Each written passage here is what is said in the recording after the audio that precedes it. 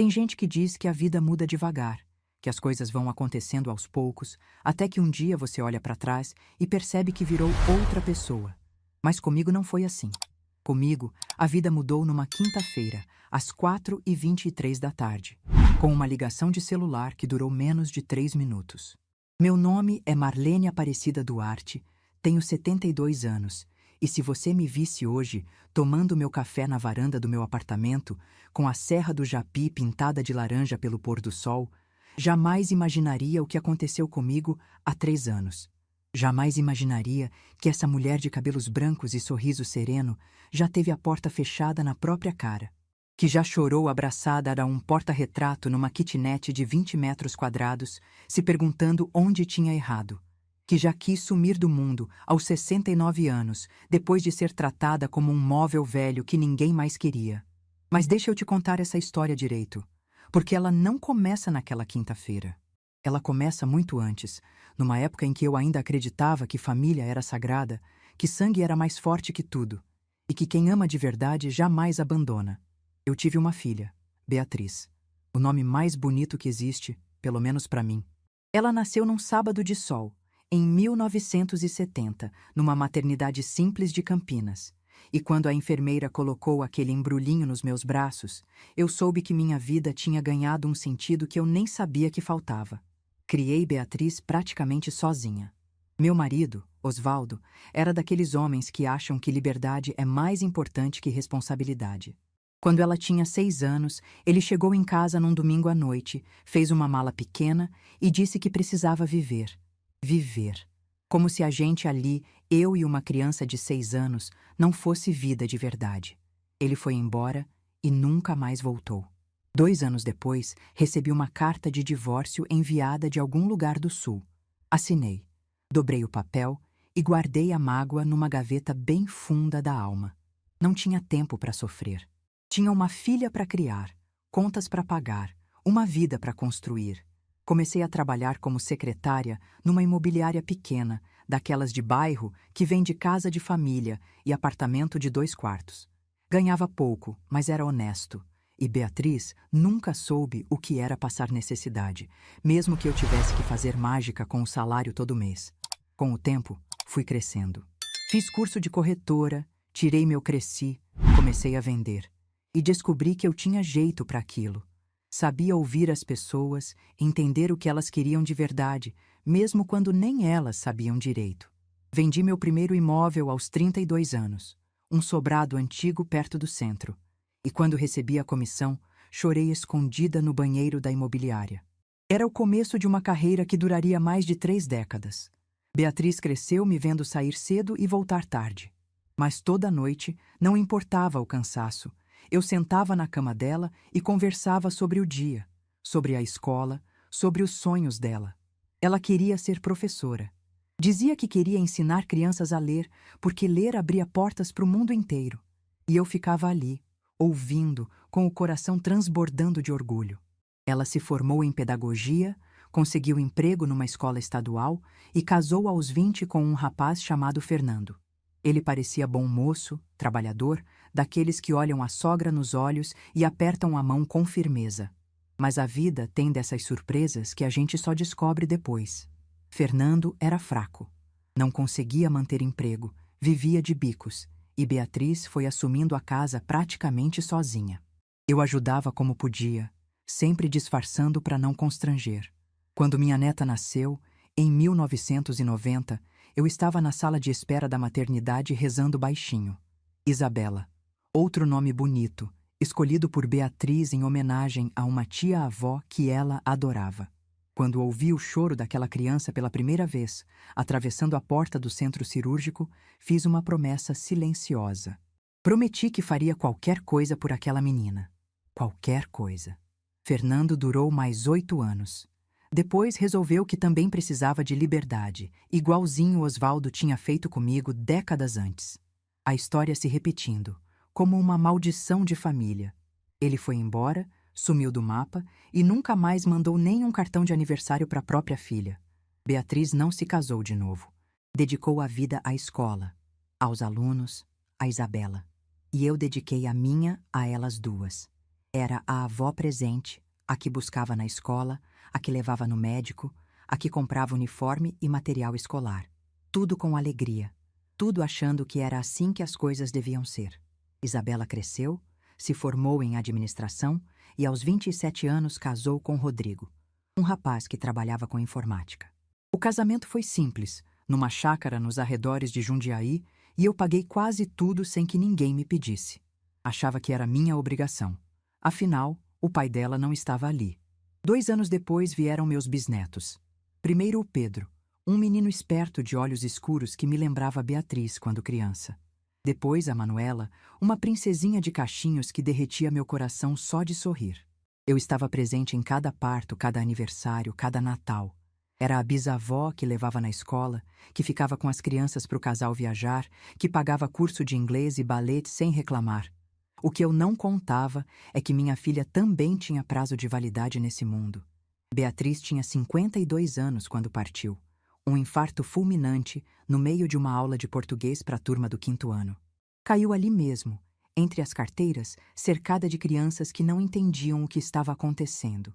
Quando chegaram ao hospital, não tinha mais o que fazer. Eu soube por telefone. Uma ligação da diretora da escola, a voz tremendo, pedindo desculpas, como se a culpa fosse dela.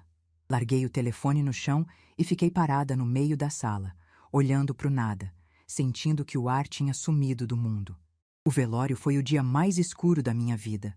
Eu enterrei minha única filha, minha companheira de jornada, a pessoa que mais amei nessa terra. E quando olhei para Isabela, que tinha 32 anos e chorava descontrolada abraçada no caixão, fiz outra promessa. Cuidaria da minha neta como tinha cuidado da minha filha. Ela era tudo que me restava de Beatriz. Nos meses seguintes, me aproximei ainda mais da família de Isabela. Mas o que eu não percebia é que, aos poucos, eu estava me tornando invisível. Útil, mas invisível. Conveniente, mas descartável. Isabela e Rodrigo sempre tiveram dificuldade com dinheiro. Cartão estourado, cheque especial, nome sujo. Quando precisaram de um fiador para alugar uma casa em Jundiaí, eu não hesitei. A casa, aliás, pertencia a uma holding que eu tinha criado décadas antes, quando comecei a investir em imóveis. Mas isso eles não sabiam. Ninguém sabia. Há 3 anos, tudo mudou. Isabela me ligou num domingo à noite, toda animada, com aquela voz doce que ela usava quando queria alguma coisa. Disse que tinha uma proposta para me fazer, que a família estava crescendo, que a casa tinha espaço, e que ela e Rodrigo queriam que eu fosse morar com eles. Que seria maravilhoso ter a avó por perto, que as crianças ficariam felizes, que eu não precisava mais viver sozinha. Meu coração encheu de alegria. Aos 69 anos, a ideia de estar perto dos bisnetos, de ter companhia, de ser cuidada na velhice, parecia um sonho. Perguntei se tinha certeza, se não seria incômodo. Ela jurou que sim, que todos queriam muito, que eu só precisava decidir quando ia me mudar. Nas semanas seguintes, organizei tudo. Meu apartamento em Campinas, onde eu morava há quase 40 anos, estava cheio de memórias. Cada canto tinha uma história, mas eu estava disposta a deixar tudo aquilo para trás, em troca de ter uma família ao meu redor. Coloquei o apartamento à venda. Em menos de um mês, tinha comprador. Enquanto a documentação ficava pronta, comecei a doar móveis, roupas, objetos que não cabiam na mudança. Guardei só o essencial. As fotos de Beatriz, a aliança de casamento da minha mãe, que eu guardava para dar a Isabela um dia, os livros que minha filha amava. Isabela mandava mensagens animadas. Dizia que estava arrumando o meu quarto, que as crianças não paravam de perguntar quando a Bisa ia chegar. Eu acreditei em cada palavra. Por que não acreditaria? Era minha neta, sangue do meu sangue. A venda foi concluída numa segunda-feira. Assinei a escritura com o coração apertado, mas esperançoso. Com parte do dinheiro, quitei as dívidas de Isabela e Rodrigo. Quase 40 mil reais em cartões e empréstimos. Fiz de presente, sem que pedissem. Queria chegar na casa deles leve, sem preocupações. Na quinta-feira daquela mesma semana, eu estava de joelhos no chão do apartamento vazio, embrulhando em papel os porta-retratos com as fotos de Beatriz. Eram as últimas coisas a serem guardadas. O caminhão de mudança viria no dia seguinte. Eu estava cansada, mas feliz. Foi quando meu celular tocou. Era a Isabela. Atendi sorrindo, achando que era para confirmar algum detalhe, mas a voz dela estava diferente. Tensa, apressada, como se estivesse arrancando um curativo. Ela disse que precisava me contar uma coisa, que tinha surgido uma situação, que Dona Neuza, a mãe de Rodrigo, estava passando por dificuldades em Sorocaba, que tinha perdido o apartamento e não tinha para onde ir, e que Rodrigo, como bom filho, não podia deixar a mãe na rua. Meu estômago gelou. Perguntei o que isso tinha a ver com minha mudança. A voz de Isabela ficou ainda mais baixa. Ela disse que a casa só tinha um quarto de hóspedes e que Dona Neuza era mais nova, tinha mais disposição para ajudar com as crianças, e Rodrigo achava que fazia mais sentido ela ficar. Fiquei muda. O chão sumiu. Ela continuou falando, atropelando palavras, que sentia muito, que não era a intenção, que as coisas tinham mudado de última hora, que eu ia entender, não ia? Que eu sempre fui tão compreensiva, que talvez eu pudesse procurar outro lugar, que ela torcia para eu encontrar algo bom. Tentei falar. Minha voz não saiu. Ela preencheu o silêncio dizendo que precisava desligar, que as crianças estavam chamando, e desligou. Assim, como se tivesse cancelado uma entrega de supermercado. Fiquei ali, ajoelhada no chão vazio do meu apartamento, que já não era mais meu, segurando a foto de Beatriz sorrindo, e senti o mundo inteiro desabar sobre minha cabeça. Liguei de volta. Caixa postal. Mandei mensagem. Visualizado, sem resposta. Liguei para o telefone fixo. Quem atendeu foi Rodrigo, que disse secamente que Isabela não podia falar, e desligou. Naquela noite, não dormi. Fiquei sentada entre caixas de uma vida que não tinha mais destino, olhando para o teto, tentando entender como tinha chegado ali. Eu tinha vendido minha casa, doado meus móveis, quitado as dívidas deles, e agora estava na rua. O silêncio daquele apartamento vazio foi o mais ensurdecedor que já ouvi na vida. Era o silêncio de quem descobre, aos 69 anos, que amor não protege ninguém de ser descartado, que família pode ser só uma palavra, e que, às vezes, as pessoas que a gente mais ama são exatamente as que mais conseguem nos machucar. Mas o que Isabela não sabia, o que ela jamais imaginou, é que aquela ligação não seria o fim da minha história. Seria apenas o começo. Quando o sol nasceu na sexta-feira, eu ainda estava no mesmo lugar, sentada no chão, encostada na parede, com as pernas dormentes e os olhos secos. A luz entrava pela janela sem cortina, batendo nas caixas empilhadas, iluminando uma vida inteira empacotada que não tinha mais para onde ir. Meu celular tinha 17% de bateria. Nenhuma mensagem de Isabela. Nenhuma ligação. Era como se eu tivesse deixado de existir no momento em que deixei de ser útil. Foi Dona Carmen quem me salvou. Minha vizinha de porta há 30 anos, uma viúva que tinha me visto criar Beatriz. Ela apareceu de manhã para se despedir, achando que eu estava de malas prontas. Quando me viu ali no chão, com a mesma roupa do dia anterior e os olhos perdidos, ela não perguntou nada. Sentou do meu lado, pegou minha mão e ficou ali. Contei tudo. Dona Carmen ouviu em silêncio. Quando terminei, ela disse apenas: Marlene, você vem comigo. Agora. Ela tinha uma prima que alugava kitnetes no centro. Conseguiu uma para mim por um preço simbólico. Era um cômodo com banheiro e bancada, mas era um teto. Me mudei com as poucas caixas que restavam. Deitei no colchão emprestado e olhei para o teto baixo. Eu, que tinha construído um patrimônio ao longo de décadas, estava ali, sozinha, descartada. Mas o que eu ainda não sabia é que a vida estava prestes a me mostrar algo que eu tinha esquecido. Que eu não era apenas avó. Eu era Marlene. Os primeiros dias naquela kitnet foram os mais longos da minha vida. O tempo parecia ter parado, preso entre as 4 paredes apertadas que agora eram meu único refúgio. Eu acordava de madrugada, olhava para o teto desconhecido e levava alguns segundos para lembrar onde estava. E quando lembrava, a dor voltava como se fosse nova. A kitnet ficava no 3º andar de um prédio antigo, sem elevador, com escadas de mármore gasto pelo tempo. O banheiro era tão pequeno que eu precisava fechar a porta para conseguir usar o chuveiro. A janela dava para um muro de tijolos do prédio vizinho, então mesmo de dia o lugar ficava escuro. Mas eu não reclamava. Não tinha esse direito. Tinha um teto, e isso já era mais do que eu achava que teria depois daquela ligação. Dona Carmen aparecia todo dia, sem falta. Trazia pão caseiro, às vezes um pedaço de bolo, sempre com aquele jeitinho de quem não quer fazer caridade, mas também não consegue ver uma amiga sofrer. Ela se sentava na única cadeira do lugar. Eu ficava na beirada da cama e a gente conversava. Ou melhor, ela conversava. Eu mais ouvia, porque falar exigia uma energia que eu não tinha. Foi Dona Carmen quem me contou o que estava acontecendo em Jundiaí. Ela tinha uma sobrinha que morava perto da casa de Isabela, e as notícias chegavam sem eu pedir. Dona Neuza tinha se instalado como se fosse a dona do lugar. Reorganizou a cozinha do jeito dela, mudou a decoração da sala e, segundo a sobrinha, andava pela vizinhança dizendo que finalmente a família estava completa. Ouvir aquilo doeu mais do que eu esperava. Não pela casa, não pelos móveis, mas pela facilidade com que eu tinha sido substituída.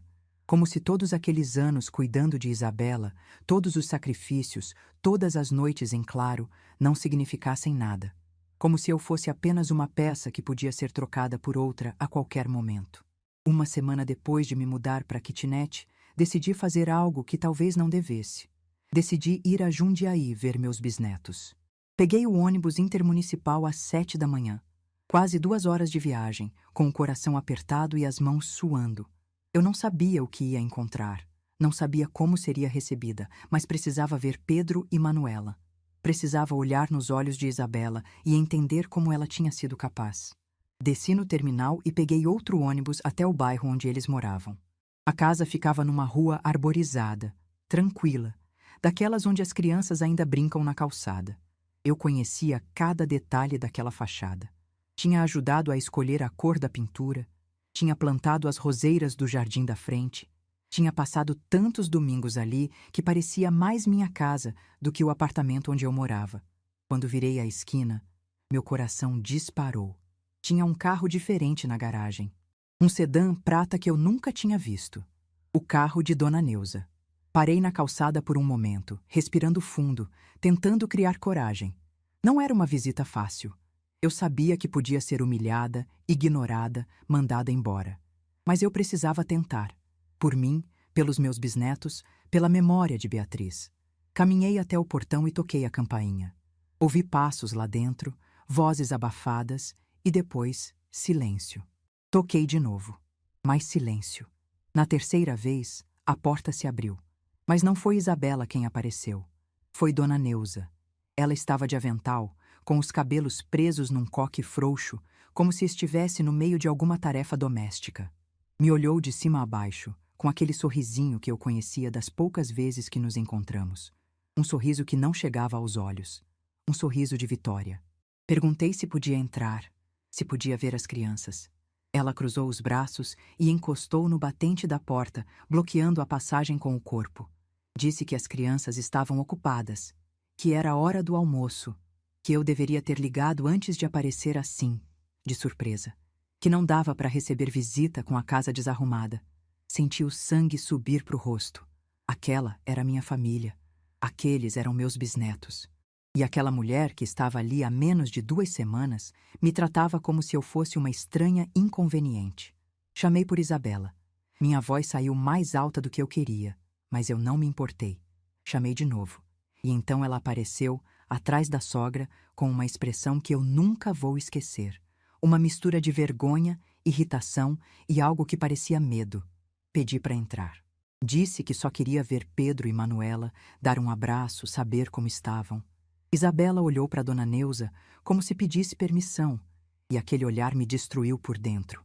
Minha neta, que eu tinha criado, que eu tinha sustentado, precisava de autorização da sogra para deixar a própria avó entrar. Isabela disse que não era um bom momento, que as crianças estavam fazendo lição, que depois ela me ligaria para marcar uma visita. Depois, sempre depois. Dona Neuza sorriu de novo, daquele jeito venenoso, e disse que a casa estava mesmo uma bagunça, que não dava para receber ninguém assim. E então, olhando diretamente nos meus olhos, ela fechou a porta.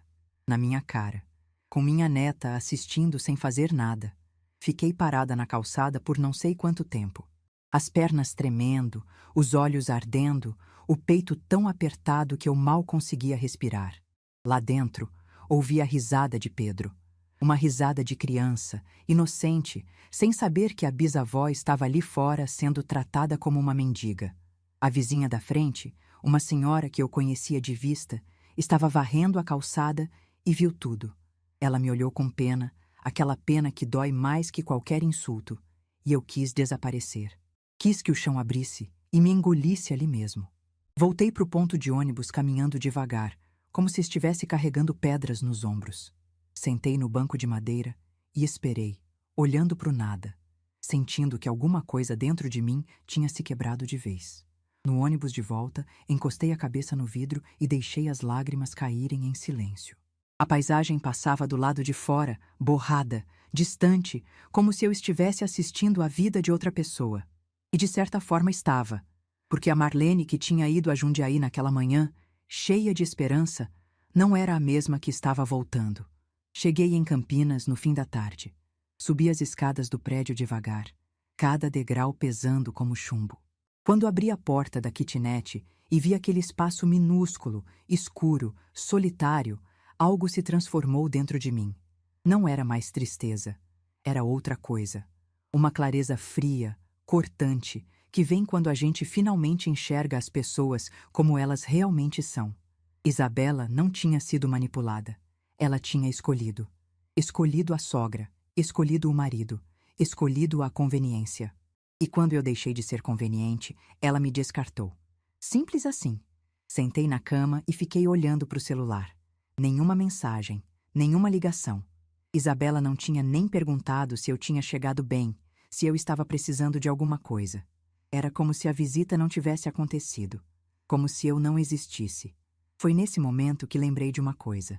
Uma coisa que eu tinha guardado num canto da memória, que nunca achei que fosse precisar usar. A casa onde Isabela morava pertencia à minha holding. Eu era a dona. Levantei da cama e fui até a caixa onde tinha guardado os documentos importantes. Procurei até encontrar a pasta com os contratos dos imóveis administrados pelo Dr. Maurício. E lá estava. O contrato de locação da casa em Jundiaí, com a data de vencimento marcada em vermelho, dali a 40 dias. Meu coração acelerou. Não de raiva, não de vingança, de possibilidade. Durante anos, eu tinha mantido essa informação em segredo. Achava que não era importante, que era só mais um investimento entre tantos outros. Isabela nunca perguntou de quem era a casa que alugava, e eu nunca oferecia a informação. O contrato era administrado pela imobiliária. Os pagamentos caíam direto na conta da holding, e todo mundo seguia a vida sem saber.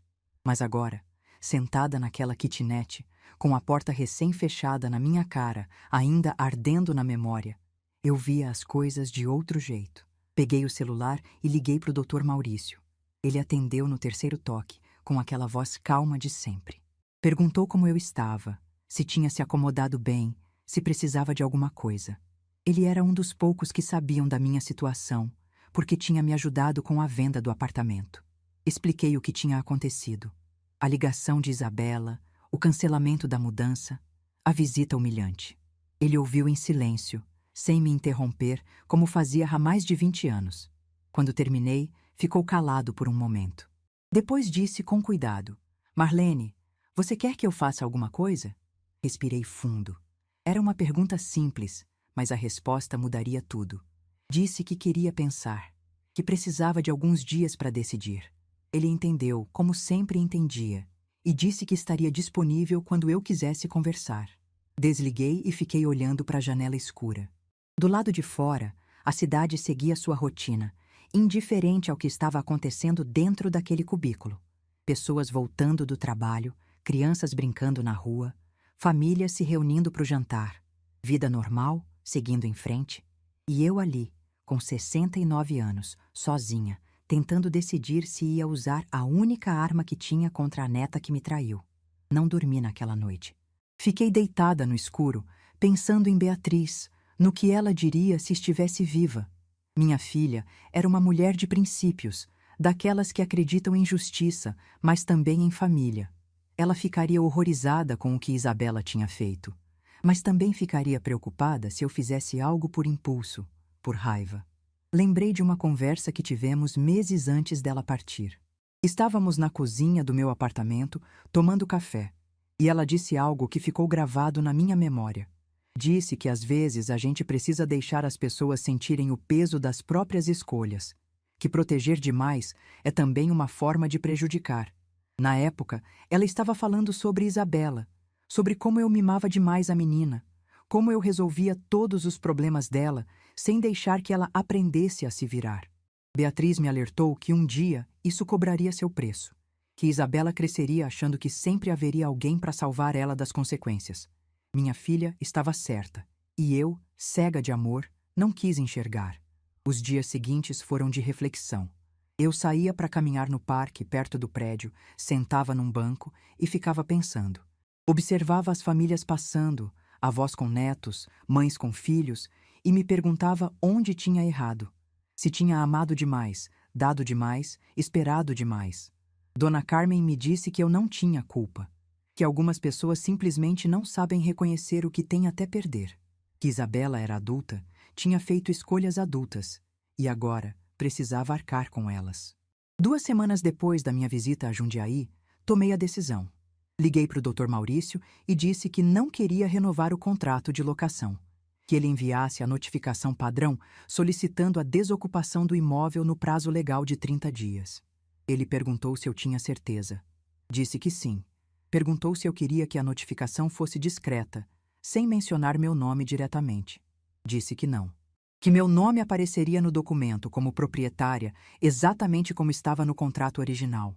Quando desliguei, minhas mãos tremiam, mas não de medo, de algo que eu não sentia há muito tempo, uma sensação de controle sobre a própria vida. A notificação seria entregue em poucos dias.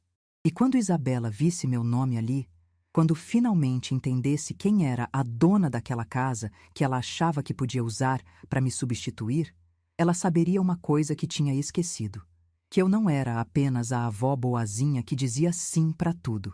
Eu era Marlene Aparecida Duarte, uma mulher que tinha construído um patrimônio sozinha, que tinha sobrevivido a um marido que a abandonou, que tinha enterrado a própria filha e continuado de pé. E essa mulher, finalmente, tinha parado de pedir permissão para existir. A notificação foi entregue numa terça-feira de manhã, exatamente 5 dias depois que liguei para o Dr. Maurício. Ele me mandou uma mensagem simples, sem rodeios. Documento entregue. Rodrigo assinou o recebimento às 9h47. Olhei para o celular e senti o coração acelerar. Não de medo, não de arrependimento, de expectativa. Pela primeira vez em semanas, eu não estava esperando que alguma coisa acontecesse comigo. Eu tinha feito acontecer. Guardei o celular e continuei minha rotina naquela kitnet apertada. Tinha aprendido a me virar naquele espaço minúsculo, a encontrar pequenas alegrias no meio do caos. De manhã, tomava café olhando pela janela que dava para o muro, imaginando o céu que existia lá em cima. À tarde, descia para caminhar no parque, sentava num banco e observava as pessoas passando. À noite, lia os livros que tinha trazido, os mesmos que Beatriz amava, e sentia que ela estava ali comigo de alguma forma. Dona Carmen continuava aparecendo todo dia. Ela sabia da notificação, sabia do que eu tinha feito e me apoiava sem julgamento. Dizia que eu estava certa, que ninguém merecia ser tratado daquele jeito, que Isabela precisava aprender que ações têm consequências. Mas mesmo com todo esse apoio, uma parte de mim ainda doía. Uma parte que eu tentava esconder, que eu tentava ignorar, mas que existia. A parte que ainda amava minha neta, que ainda lembrava dela pequena, correndo pela casa, me chamando de vovó com aquela voz fininha de criança. O telefone tocou 40 minutos depois da entrega da notificação. Eu estava sentada na beirada da cama, dobrando umas roupas que tinha lavado na pia do banheiro, quando vi o nome no visor. Isabela. Meu coração disparou, mas eu não atendi. Deixei tocar até cair na caixa postal. Precisava de um momento para me preparar. Ela ligou de novo, e de novo, e de novo. Na 5ª ligação, atendi. Não disse nada, apenas fiquei em silêncio, esperando. A voz do outro lado estava irreconhecível, trêmula, aguda, entrecortada por uma respiração ofegante que parecia soluço contido. Isabela tentou falar, mas as palavras saíam emboladas, atropeladas, como se a língua não conseguisse acompanhar o desespero. Vó, vó, é a senhora? Por favor, me diz que é engano, me diz que não é verdade. Respirei fundo antes de responder. Minha voz saiu calma, muito mais calma do que eu esperava. O que não é verdade, Isabela? A notificação, o documento, esse papel que chegou aqui dizendo que a gente tem 30 dias para sair da casa. E o nome que está aqui como proprietária. Ela parou. Ouvi um som abafado, como se tivesse tampado a boca com a mão. Depois continuou, a voz ainda mais frágil. É o seu nome, vó. Marlene Aparecida Duarte. É a senhora. A senhora é dona dessa casa? Fiquei em silêncio por alguns segundos. Não por crueldade, não para fazer drama, mas porque aquele momento, aquela pergunta, merecia uma resposta pensada. Uma resposta que eu carregaria pelo resto da vida.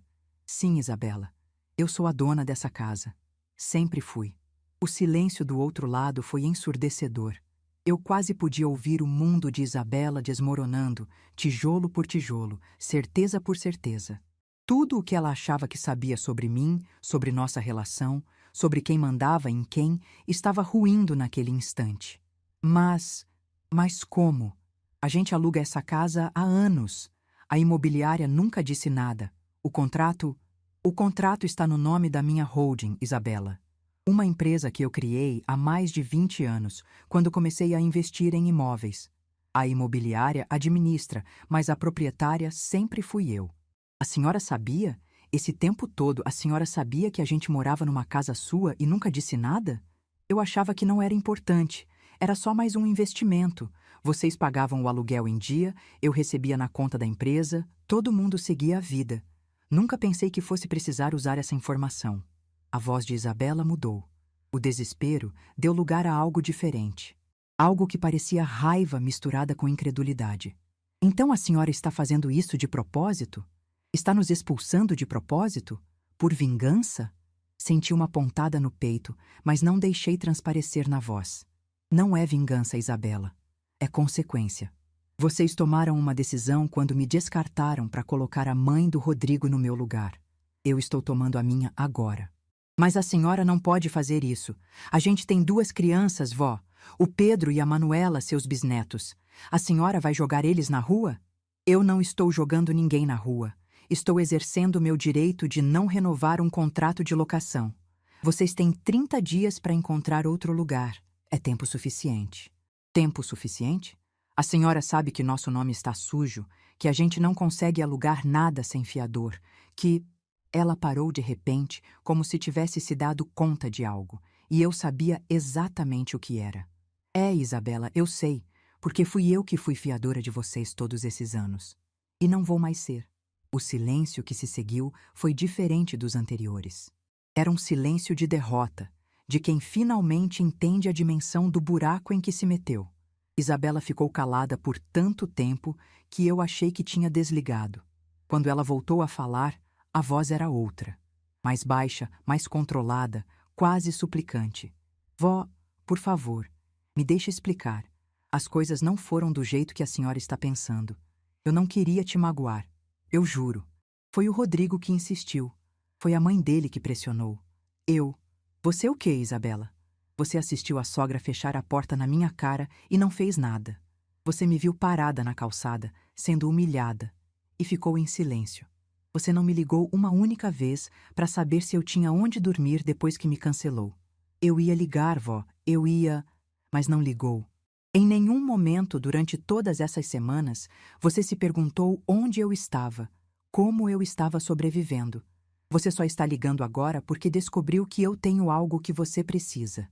Isabela começou a chorar. Um choro alto, desesperado, daqueles que fazem o peito doer de ouvir. E doeu.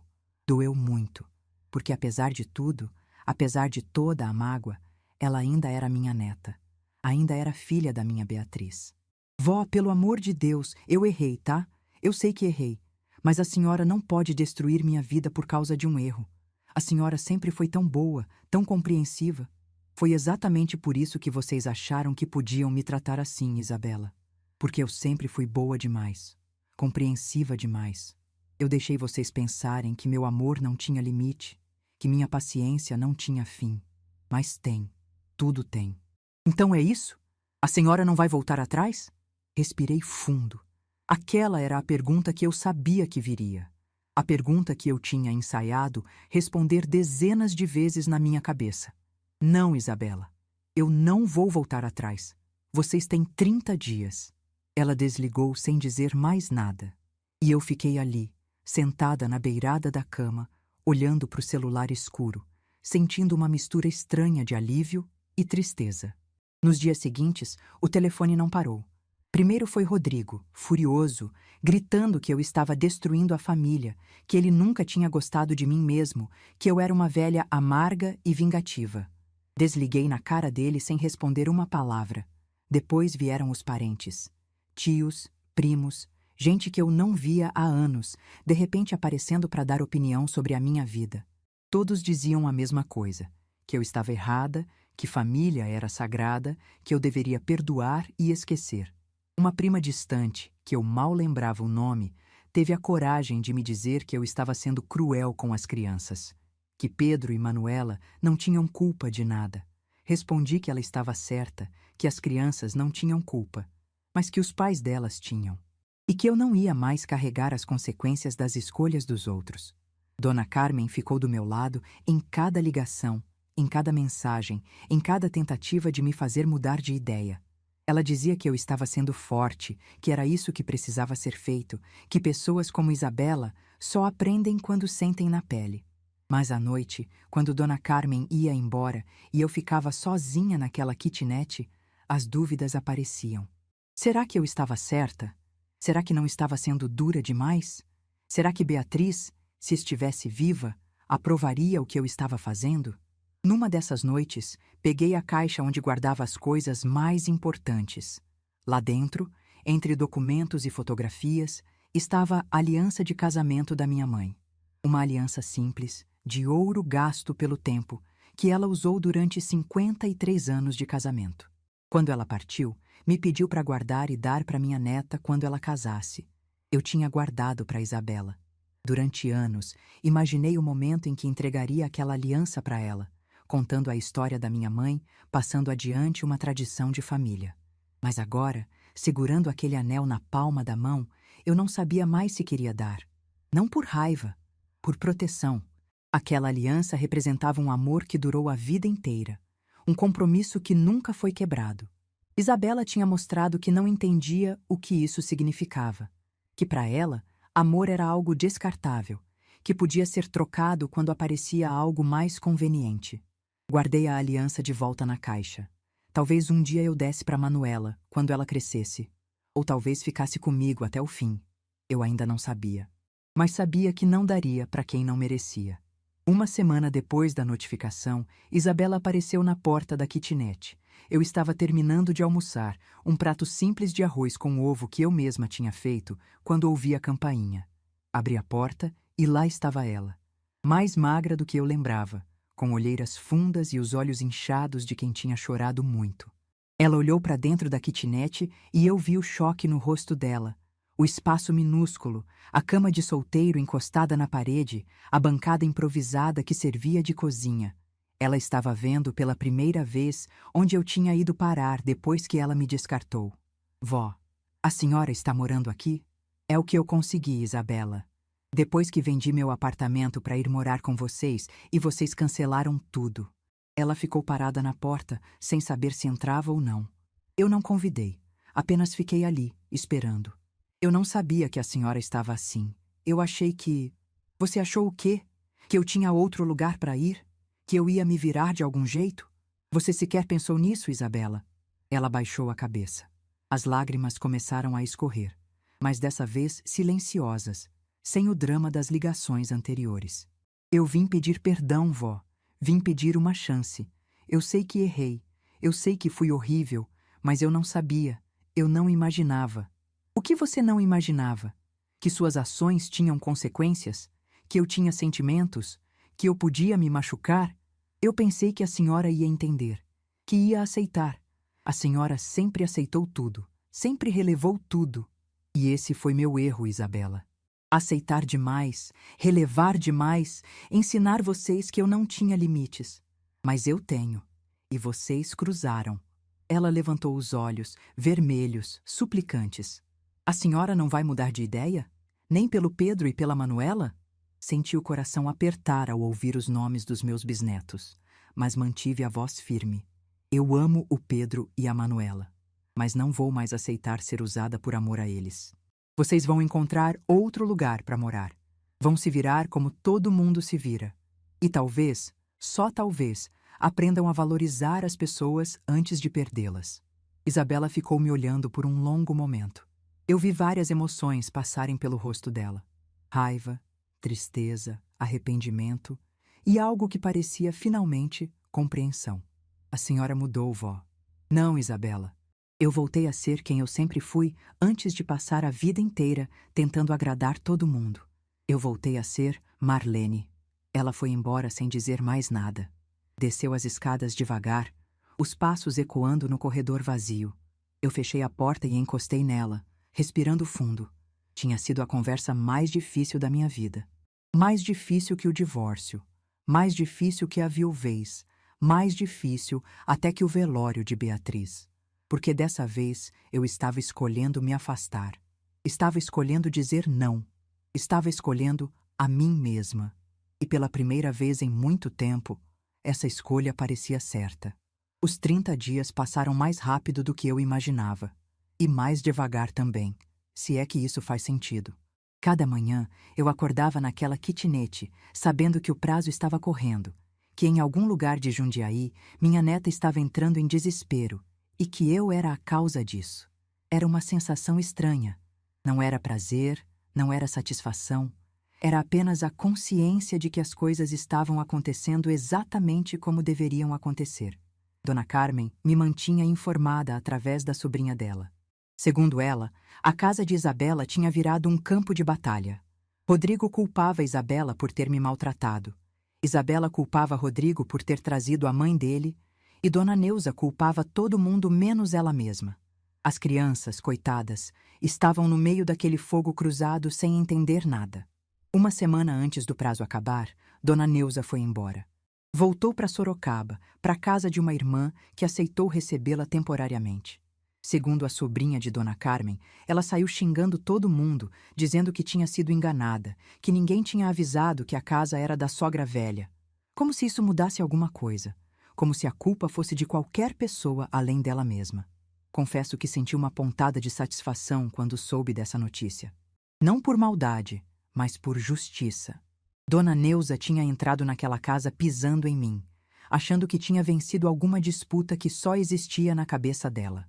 Agora, estava saindo pela porta dos fundos, sem ter onde ficar, dependendo da caridade dos outros. Exatamente como ela quis que eu ficasse. Mas a satisfação durou pouco, porque junto com essa notícia veio outra, que me pegou de surpresa. Isabela estava grávida. Dona Carmen me contou numa tarde de quarta-feira, enquanto tomávamos café na minha kitnet. Ela tinha descoberto pela sobrinha, que tinha ouvido de uma vizinha, que tinha visto Isabela saindo de uma clínica com exames na mão. Grávida de quase 3 meses, segundo os cálculos. Fiquei em silêncio por um longo tempo depois de ouvir isso. Uma parte de mim quis acreditar que era mentira, que era só fofoca de vizinhança. Mas outra parte, a parte que conhecia Isabela desde que ela era um bebê, sabia que era verdade. E essa parte doía. Um bebê, mais um bisneto. Uma criança que estava sendo gerada no meio daquele caos todo, que nasceria numa família destroçada, que talvez nunca conhecesse a bisavó porque os pais tinham decidido me descartar. Dona Carmen perguntou se aquilo mudava alguma coisa. Se eu ia reconsiderar, adiar o prazo, dar mais uma chance. Olhei para ela e disse que não. Que uma gravidez não apagava o que tinha sido feito. Que se Isabela estava grávida, tinha mais um motivo para aprender a se virar, para amadurecer, para parar de esperar que os outros resolvessem a vida dela. Mas por dentro, eu estava em pedaços. Naquela noite, não consegui dormir. Fiquei deitada no escuro, com a mão no peito, sentindo o coração bater forte demais. Pensei em Beatriz, em como ela ficaria feliz em saber que seria avó de novo. Pensei em como ela ficaria triste em ver o que a família tinha se tornado. E pensei em mim, numa encruzilhada que eu mesma tinha criado. Será que eu estava sendo dura demais? Será que uma criança inocente deveria pagar pelos erros dos pais? Será que eu conseguiria viver sabendo que meu bisneto nasceu enquanto eu expulsava a mãe dele de casa? As perguntas rodavam na minha cabeça como um carrossel quebrado, sempre voltando ao mesmo lugar sem nunca chegar a uma resposta. Eu sabia que estava certa em me defender, em exigir respeito, em mostrar que tinha limites, mas também sabia que o preço dessa decisão era alto. Alto demais, talvez. No dia seguinte, Isabela me ligou. Dessa vez, eu atendi no primeiro toque. A voz dela estava diferente das outras vezes. Não era desesperada, não era suplicante. Era cansada, derrotada. Como se ela tivesse chorado todas as lágrimas que tinha e agora só restasse um vazio. Ela disse que precisava me contar uma coisa, que não queria que eu soubesse por outras pessoas, que estava grávida. Respondi que já sabia. Ela ficou em silêncio por um momento, provavelmente se perguntando como a notícia tinha chegado até mim, mas não perguntou. Apenas continuou falando, com aquela voz monótona de quem já desistiu de lutar. Disse que tinha ido ao médico naquela semana, que a gravidez era de risco por causa do estresse que ela estava passando, que o médico recomendou repouso, tranquilidade, coisas que ela não tinha como ter no meio daquela situação toda. Disse que não estava me contando para me chantagear, para me fazer mudar de ideia. Estava contando porque eu tinha o direito de saber, porque, apesar de tudo, eu ainda era a bisavó daquela criança. Escutei tudo em silêncio. Quando ela terminou, fiz a única pergunta que importava. O que você quer de mim, Isabela? Ela demorou para responder. Quando falou, a voz tremeu pela primeira vez. Eu não sei mais o que eu quero, vó. Eu só sei que eu errei, que eu destruí tudo. Que eu perdi a senhora, perdi minha casa e agora estou perdendo até a minha saúde. Eu não estou pedindo para a senhora mudar de ideia. Eu só queria que a senhora soubesse que eu entendi, que eu finalmente entendi o que eu fiz. Fechei os olhos e respirei fundo. Aquelas palavras eram as que eu queria ouvir há semanas, mas agora que estavam ali, não traziam a satisfação que eu esperava. Traziam apenas mais peso. Vocês encontraram onde morar? Achamos um apartamento, pequenininho, num bairro mais afastado. O dono aceitou alugar sem fiador porque pagamos 6 meses adiantado. Foi quase tudo que a gente tinha guardado. E o Rodrigo? Ele está trabalhando dobrado para conseguir pagar as contas. A gente cortou tudo que podia cortar. Mas vai dar certo. Tem que dar. Ela fez uma pausa e depois acrescentou quase num sussurro. A senhora tinha razão, vó. A gente nunca aprendeu a se virar porque sempre teve alguém para resolver. Agora não tem mais. E é assustador. Mas talvez seja o que a gente precisava. Fiquei calada por um momento, processando aquelas palavras. Isabela estava diferente. Não era mais a neta mimada que achava que o mundo girava ao redor dela. Era uma mulher assustada, mas consciente. Uma mulher que estava finalmente crescendo, mesmo que da pior maneira possível. O prazo acaba em 3 dias, Isabela. Eu sei, a gente vai sair antes. A mudança está marcada para sábado. E as crianças? O Pedro está confuso, pergunta toda hora quando vai poder ver a Bisa. A Manuela ainda é pequena demais para entender, mas eles sentem falta da senhora, avó. Muita falta. Aquilo me atingiu como um soco. Pedro perguntando por mim. Manuela sentindo minha falta mesmo sem entender o que estava acontecendo. Meus bisnetos, que não tinham culpa de nada, pagando o preço das escolhas dos adultos. Eu também sinto falta deles, Isabela. Foi a primeira vez em semanas que eu admiti isso em voz alta. A primeira vez que deixei a armadura cair, mesmo que só um pouco. Isabela deve ter percebido, porque a voz dela mudou. Ficou mais suave, mais esperançosa. Será que um dia a gente pode tentar de novo, vó? Não agora, eu sei que não. Mas um dia, quando a senhora estiver pronta, quando eu tiver provado que mudei, pensei antes de responder. Não queria dar falsas esperanças, mas também não queria fechar todas as portas. Eu não sei, Isabela. Sinceramente, eu não sei. Muita coisa aconteceu. Muita coisa que não dá para apagar. Mas eu também sei que guardar mágoa só envelhece a alma. Então, talvez, um dia, Mas esse dia não é hoje. Ela aceitou. Não insistiu, não chorou, não tentou me convencer. Apenas disse que entendia, que ia respeitar meu tempo e que quando eu estivesse pronta, ela estaria lá. Desligamos sem mais palavras. E eu fiquei ali, sentada na beirada da cama, olhando para o celular escuro, sentindo que alguma coisa tinha mudado. Não era perdão, ainda não, mas era um começo. O sábado da mudança chegou sem alarde. Eu soube por Dona Carmen que eles tinham saído da casa de madrugada, com um caminhão pequeno de mudança e a vida inteira comprimida em caixas. A sobrinha dela viu quando eles partiram. Disse que Isabela estava calada, que Rodrigo parecia derrotado e que as crianças dormiam no banco de trás do carro, alheias a tudo. A casa ficou vazia.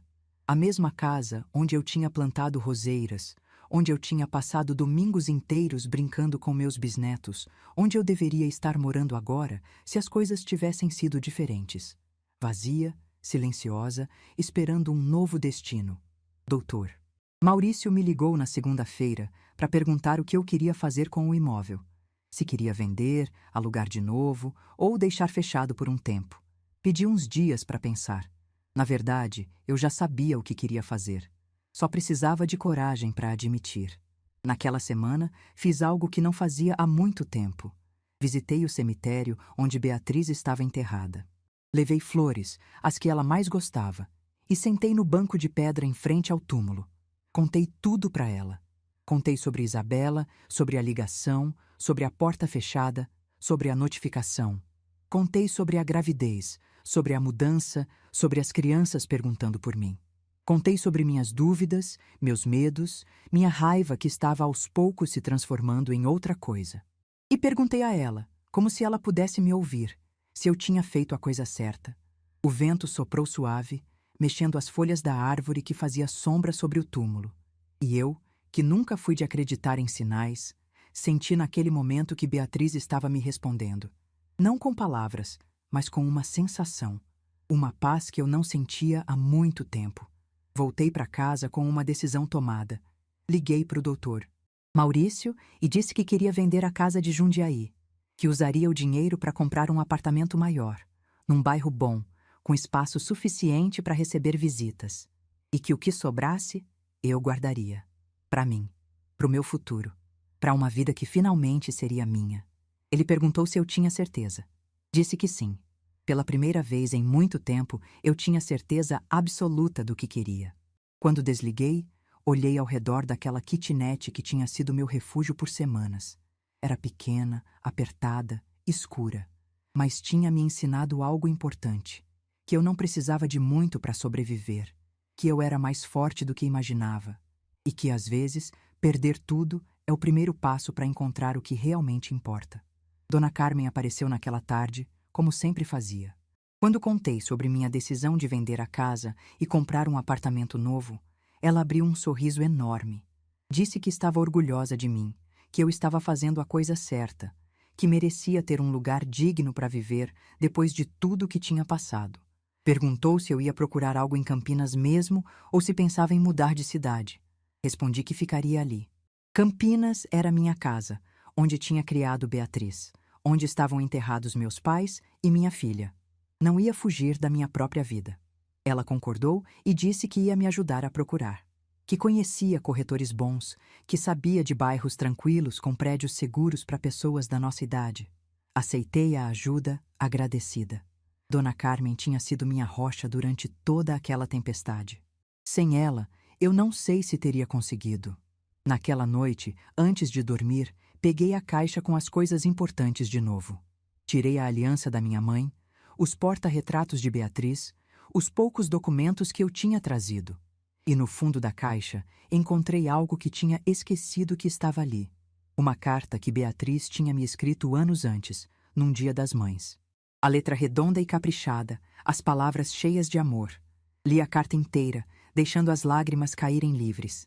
Ela falava sobre como eu tinha sido sua heroína, como tinha me admirado a vida inteira, como esperava um dia ser metade da mãe que eu tinha sido.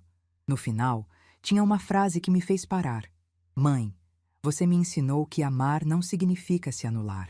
Que cuidar dos outros não pode ser desculpa para esquecer de si mesma. Obrigada por ser forte, mesmo quando o mundo tentou te derrubar. Beatriz sabia. Mesmo antes de tudo isso acontecer, ela sabia que eu tinha essa tendência de me sacrificar demais, de me doar até não sobrar nada. E tinha tentado me alertar, do jeito dela, com palavras de amor disfarçadas de elogio. Guardei a carta junto com a aliança. Eram meus tesouros agora. Provas de que eu tinha sido amada de verdade, por pessoas que sabiam o meu valor, mesmo quando eu mesma esquecia. Eu tinha perdido minha casa, minha neta, minha posição na família, mas tinha encontrado algo que valia mais. Tinha encontrado o meu valor, minha voz, minha dignidade. E isso ninguém mais ia tirar de mim. 3 anos. Parece muito tempo quando a gente olha para frente, mas quando olha para trás, passa num piscar de olhos. 3 anos desde aquela ligação que mudou tudo. 3 anos desde que encontrei minhas certezas espalhadas pelo chão, junto com as caixas de uma mudança que nunca aconteceu. 3 anos desde que descobri que a mulher mais forte que eu conhecia estava escondida dentro de mim o tempo todo. Hoje é sábado.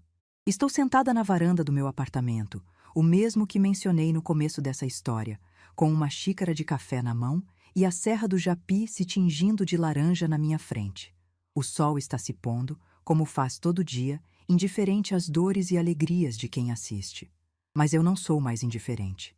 Aprendi a prestar atenção nos pequenos momentos.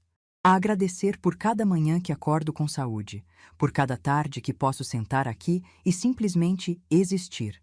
O apartamento não é grande, mas é meu. 2 quartos, sala espaçosa, cozinha onde finalmente posso cozinhar as receitas que aprendi com minha mãe. Comprei com o dinheiro da venda da casa de Jundiaí, aquela mesma casa onde minha neta achou que podia me substituir. Dr. Maurício cuidou de toda a papelada. A venda foi rápida, o preço foi justo e pela primeira vez na vida eu gastei dinheiro comigo mesma sem culpa. Dona Carmen me ajudou a escolher os móveis. Passamos tardes inteiras em lojas, discutindo cores de sofá e tamanhos de mesa, rindo de coisas bobas. Ela disse que nunca tinha me visto tão leve. E eu respondi que era porque, pela primeira vez em décadas, eu não estava carregando o peso de expectativas que não eram minhas. Mudei para cá 6 meses depois de tudo acontecer. O apartamento ainda cheirava a tinta fresca quando trouxe minhas caixas. Mas dessa vez, eu sabia exatamente para onde estava indo. Dessa vez, era escolha minha. A primeira coisa que fiz foi pendurar as fotos de Beatriz na parede da sala. Minha filha me olhando de vários momentos da vida. Criança, adolescente, formatura, casamento, segurando Isabela bebê no colo. Às vezes paro na frente dessas fotos e converso com ela. Conto como foi meu dia. E mesmo no silêncio, eu sinto que ela está orgulhosa de mim. A carta que ela me escreveu naquele Dia das Mães está emoldurada no meu quarto, junto com a aliança da minha mãe.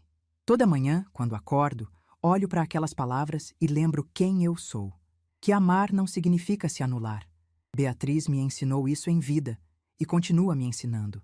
A aliança eu ainda tenho, guardada numa caixinha de veludo, esperando o momento certo. Durante muito tempo, achei que não daria para ninguém, que ficaria comigo até o fim, já que a pessoa para quem eu tinha reservado não merecia mais. Mas a vida, como sempre, tem seus próprios planos. Isabela e eu levamos quase 1 ano para voltar a nos falar direito. Não foi fácil, não foi rápido. E definitivamente não foi como antes. Depois da mudança deles, ficamos meses sem contato. Ela respeitou meu espaço, como tinha prometido, e eu usei esse tempo para me reconstruir. Para entender o que eu queria da vida, o que eu estava disposta a aceitar e o que nunca mais toleraria. O primeiro contato veio através de uma foto. Isabela me mandou pelo celular, sem texto, sem explicação. Era a imagem de um bebê recém-nascido, enrolado numa manta azul clara, dormindo com aquela paz que só os recém-nascidos têm. Meu coração apertou quando vi. Era meu bisneto. O bebê que ela estava esperando quando tudo desmoronou. Fiquei olhando para aquela foto por horas. Um menino. Mais um menino na família. E eu não tinha estado lá quando ele nasceu. Não tinha segurado ele nos braços. Não tinha dado boas-vindas a mais uma geração. Por escolha. Minha escolha. E mesmo sabendo que tinha sido a decisão certa, doeu. Respondi apenas com uma palavra: lindo. Não perguntei o nome, não perguntei como tinha sido o parto, não abri portas que eu ainda não estava pronta para atravessar. Isabela também não insistiu. Apenas mandou um coração em resposta e ficamos nisso por mais alguns meses. Foi Dona Carmen quem me convenceu a dar o próximo passo. Ela disse que eu tinha provado meu ponto, que tinha mostrado meu valor, mas que agora precisava decidir se queria passar o resto da vida sozinha ou se estava disposta a construir algo novo. Não voltar ao que era antes, porque isso seria impossível. Mas criar uma relação diferente, baseada em respeito mútuo, não em obrigação. Pensei muito antes de ligar para Isabela. Ensaiei o que ia dizer. Imaginei todas as respostas possíveis. Preparei meu coração para qualquer resultado. Quando finalmente disquei o número, minhas mãos tremiam. Mas minha voz, quando ela atendeu, saiu firme. Perguntei se ela queria tomar um café comigo. Aqui, no meu apartamento. Só nós duas, sem Rodrigo, sem crianças. Para conversar como duas adultas, sem gritos, sem lágrimas, sem acusações. Ela aceitou na mesma hora, a voz embargada de emoção contida. Isabela apareceu num domingo de manhã, quase um ano depois da última vez que nos vimos. Estava diferente, mais magra, mais cansada, mas também mais madura. Tinha algo nos olhos dela que não existia antes. Uma profundidade que só vem quando a vida te obriga a crescer na marra. Servi café, ofereci bolo e ficamos em silêncio por alguns minutos. Não era um silêncio constrangido. Era o silêncio de quem tem muito a dizer e não sabe por onde começar. Foi ela quem falou primeiro. Pediu desculpas, não do jeito desesperado de antes, cheio de lágrimas e promessas vazias. Foi um pedido calmo, pensado, de quem realmente entendeu o que fez. Disse que passou meses revivendo cada momento, cada decisão, cada palavra, que acordava de madrugada com vergonha de si mesma, que olhava para os filhos e se perguntava que exemplo estava dando. Escutei tudo sem interromper. Quando ela terminou, respirei fundo e disse o que eu também precisava dizer, que a perdoava. Não porque o que ela fez estava certo, mas porque carregar aquela mágoa estava me fazendo mal. Que perdoar não significava esquecer, não significava fingir que nada aconteceu. Significava apenas que eu estava escolhendo seguir em frente, com ou sem ela na minha vida. Isabela chorou. Dessa vez em silêncio, as lágrimas escorrendo sem drama, sem pedidos. Eu também chorei. Choramos juntas, cada uma do seu lado da mesa, lavando feridas que a gente achava que nunca iam cicatrizar. Naquele dia, não resolvemos tudo. Não era para resolver. Era só para começar. Nos meses seguintes, fomos nos reaproximando devagar. Primeiro só mensagens, depois ligações curtas, depois visitas espaçadas. Isabela nunca mais me tratou como tratava antes. Nunca mais me viu como a avó que resolvia tudo, que dizia sim para tudo, que existia para servir.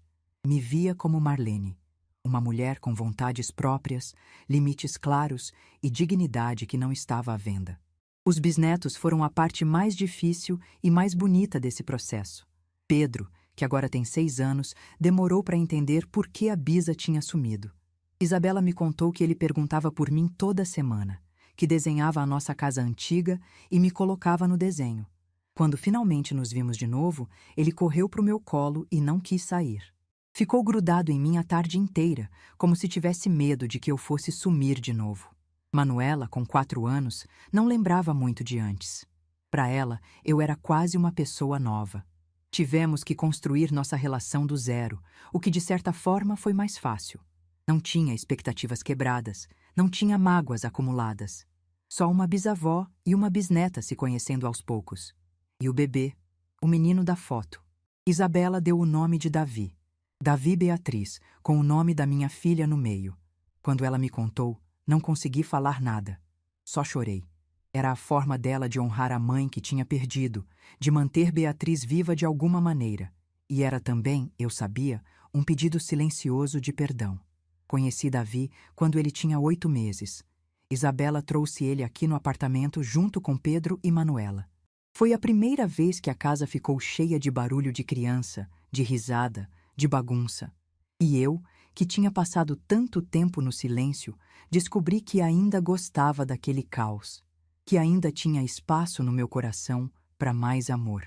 Davi tem 2 anos agora. É a cara da mãe, com os olhos escuros do pai.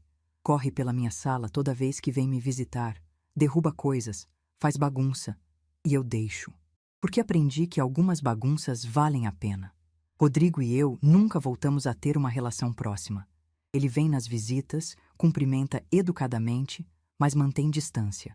Acho que ainda guarda ressentimento pelo que aconteceu. Ou talvez tenha vergonha. Não sei, e sinceramente não me importo mais. Minha relação é com meus bisnetos e aos poucos com minha neta. O resto é detalhe. Dona Neuza, pelo que soube, continua em Sorocaba. Nunca mais apareceu, nunca mais foi mencionada. É como se ela tivesse sido um furacão que passou, destruiu o que podia e foi embora. A casa que ela tanto quis dominar foi vendida, e o dinheiro me deu essa varanda com vista para o pôr do sol. No fim, quem ganhou fui eu. A aliança da minha mãe ainda está guardada. Mas agora eu sei para quem vou dar, não para Isabela. Essa ponte já foi atravessada de outro jeito. Vou guardar para Manuela. Um dia, quando ela for mais velha, vou sentar com ela e contar a história da bisavó dela, da tataravó, das mulheres que vieram antes. Vou contar sobre amor, sobre força, sobre saber a hora de ficar e a hora de ir embora. E vou entregar aquela aliança como um símbolo de tudo isso. Uma herança que vai além do ouro. Uma herança de dignidade. Hoje, aos 72 anos, posso dizer que estou em paz. Não é uma paz perfeita, daquelas de filme, onde todo mundo se abraça e vive feliz para sempre. É uma paz real, construída com cicatrizes, com escolhas difíceis, com limites que precisaram ser impostos na dor.